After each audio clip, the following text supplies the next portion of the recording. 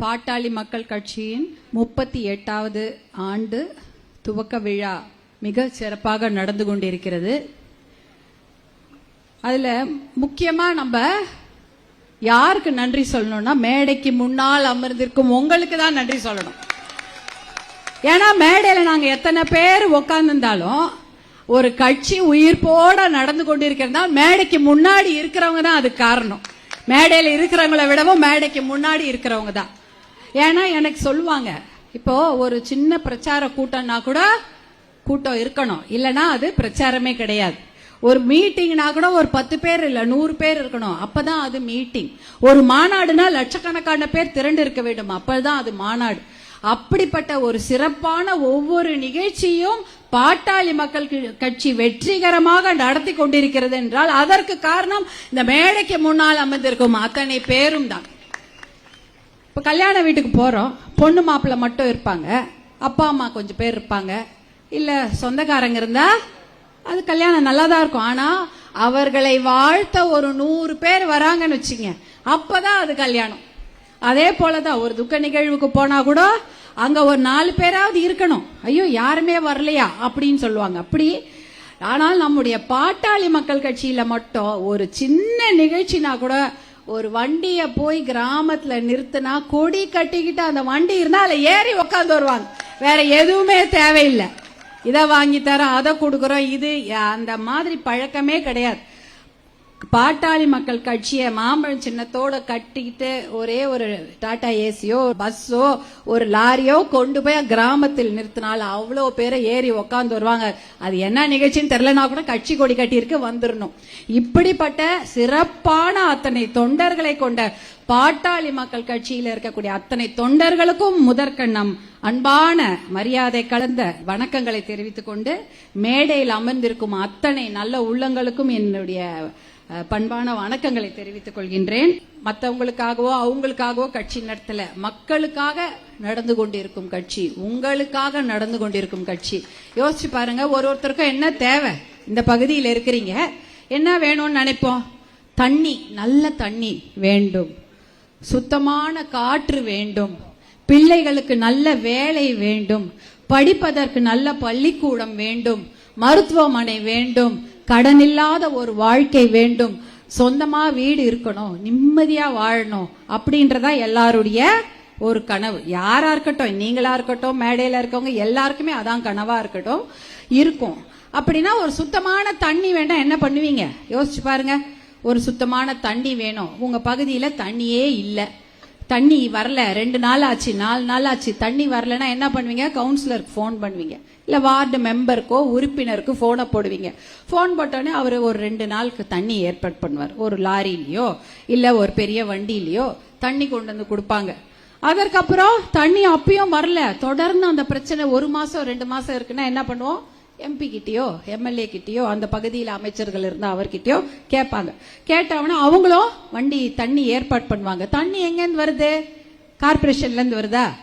கார்பரேஷன்ல தண்ணி கொண்டு வந்து கொடுப்பாங்க. அந்த கார்பரேஷனுக்கு தண்ணி எங்கன்னு வருது? நிலத்தடி நீர் கிடையாது, மழை பெருசா பெய்யல, மழை தண்ணியை நம்ம தேக்கி வைக்கல, ஆறு குளங்கள் பெரிதாக இல்லை, எல்லாமே வற்றி விட்டது, ஏரிலாம் கிடையாது, ஏரியில வீடு கட்டியாச்சு, ஏரியில தண்ணி கிடையாது, ஆறு குளங்கள் பெருசா கிடையாது, ஏதாவது இங்க கூவம் தான் ஓடிக்கொண்டு இருக்கிறது. அப்ப எங்க இருந்து தண்ணி வருகிறது என்றால் காவேரியில இருந்து தண்ணி வருகிறது. அப்ப அந்த காவேரி தண்ணி தொடர்ந்து இன்னும் ஒரு 10 நாள் வந்தா போதுமா? 100 நாள் வந்தா போதுமா? இன்னும் ஒரு 10 வருஷம் வரணும், இல்ல ஒரு 50 வருஷம் வரணும், 100 வருஷம் அந்த தண்ணி நமக்கு கிடைக்க வேண்டும் என்றால் அதை பற்றி சிந்திக்கக்கூடிய கட்சி தான் பாட்டாளி மக்கள் கட்சி. அன்னைக்கு தண்ணியை கொண்டு கொடுத்துட்டு உங்க வாயை அடைக்கிறது கிடையாது. கரும்பு கொடுத்துட்டு, வெள்ளத்தை கொடுத்துட்டு, இலவச வேட்டி சேலை கொடுத்துட்டு ஒரு நாள் உங்கள் வாயை அடைத்து விடக்கூடிய கட்சி பாட்டாளி மக்கள் கட்சி இல்ல. இன்னும் 100 வருஷத்துக்கு உங்களுக்கு சுத்தமான தண்ணீர் வேண்டும், 100 வருஷத்துக்கு சுத்தமான காற்றை இந்த மக்கள் சுவாசிக்க வேண்டும் என்பதற்காக போராடக்கூடிய கட்சி தான் பாட்டாளி மக்கள் கட்சி. அதுக்காக தான் காவிரியை காப்போம், காவிரி நதி வேண்டும், மேகேதாட்டு அணை கட்டக்கூடாது, கட்டுனா தண்ணி வராது என்ற விஷயத்தை முதல்ல இருந்து சொல்லிக் கொண்டு இருக்கக்கூடிய கட்சி பாட்டாளி மக்கள் கட்சி.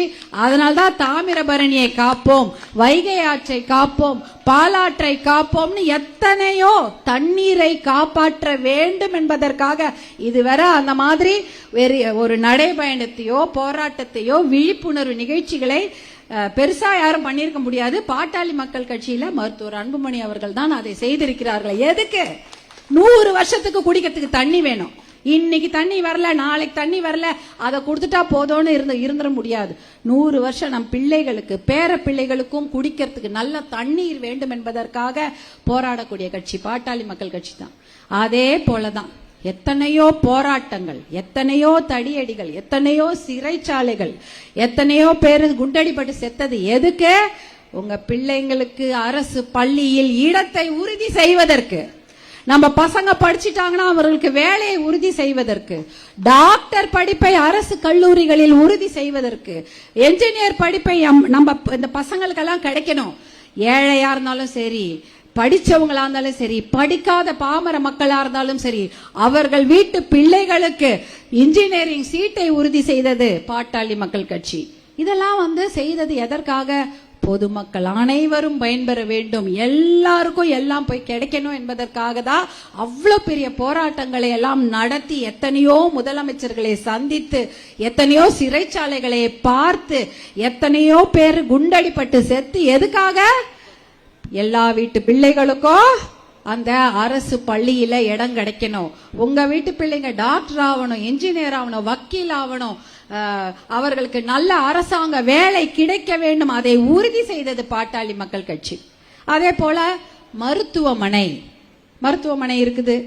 அந்த மருத்துவமனைக்கு நீங்க போகணும், பக்கத்துல தான் இருக்கு. உங்களுக்கு நிறைய பேருக்கு நடந்து போக முடியாது, சைக்கிள் ஓட்ட தெரியாது, பைக் ஓட்ட தெரியாது, கார் ஓட்ட தெரியாது, வீட்டுல திடீர்னு நடுராத்திரி பிரசவ வலி. ஆனா எப்படி போவீங்க? டவுன்ல கூட பரவாயில்ல, போன் பண்ணா ஒரு ஆட்டோவாவது வரும். கிராமங்களை யோசித்து பாருங்கள். அவங்களுக்கு ஏதாவது ஒரு பிரச்சனை, உடம்பு சரியில்லைன்னா எப்படி போவாங்க மருத்துவமனைக்கு? இது 25 வருஷத்துக்கு முன்னாடி என்ன நடந்தது?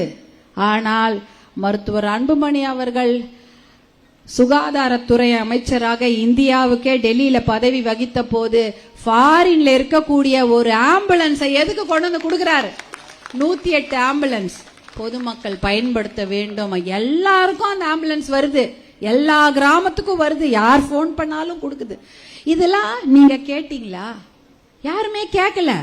யாராவது எங்களுக்கு காலேஜ்ல சீட்டு வேணும், அதை உறுதி செய்வது அரசாங்கத்துடைய கடமை அப்படின்னு கேட்டீங்களா? கிடையாது. நல்ல தண்ணீர் வேண்டும், அதை உறுதி செய்வது அரசாங்கத்துடைய கடமை யாரா கேட்டீங்களா? இல்ல ஆஸ்பத்திரிக்கு போறதுக்கு வண்டி வேண்டும் என்று 25 வருஷங்களுக்கு முன்னாடி யாராவது போராடி இருப்பீங்களா? எதுவுமே பொதுமக்களுக்கு யோசிக்கிறதுக்கு முன்னாடி, அவங்க கேட்கறதுக்கு முன்னாடியே அவர்களுடைய தேவைகளை அறிந்து அதை தந்தது பாட்டாளி மக்கள் கட்சி தான், வேற யாருமே கிடையாது. மது பழக்கம், போதை பழக்கத்தை பத்தி இன்னைக்கு எல்லாரும் பேசுறாங்க. போதை பழக்கம் தமிழ்நாட்டில் போதை மது. ஆனால் அதை 35 வருடங்களாக போதை பழக்கத்தை, மது பழக்கத்தை பற்றி பேசி போராடியது பாட்டாளி மக்கள் கட்சி தான். இதுவே பால் விலை ஏற போகுதுன்னா ஒரு 2 மாசத்துக்கு முன்னாடியே மருத்துவர் அன்புமணி அவர்கள் அறிக்கை கொடுத்துருவாங்க, பார்த்திருப்பீங்க. மின்சார கட்டணம் ஏற போகிறது என்றால் 2 மாதத்துக்கு முன்னாடி அதுக்கு அறிக்கை வந்துரும். ஐயோ மின்சார கட்டணம் ஏற போகிறது, பால் விலை ஏற போகிறது, ஏன்னா அதுல முறைகேடுகள் நடக்கிறது, தவறுகள் நடக்கிறது, பாலிசி டிசிஷன் தப்பா இருக்குன்ற விஷயத்தை முதல்ல மக்களிடம் கொண்டு சேர்ப்பதும் பாட்டாளி மக்கள் கட்சி தான். எந்த ஒரு தவறு நடந்தாலும், எந்த ஒரு குளறுபடி நடந்தாலும் அதை மக்களிடம் கொண்டு போய் சேர்த்து அதை அந்த தவறை அப்பயே தடுத்து நிறுத்துவாங்க. இல்லனா இன்னைக்கு கல்யாண மண்டபத்துல கூட பாக்கெட்ல சாராயம் வித்துட்டு இருப்பாங்க.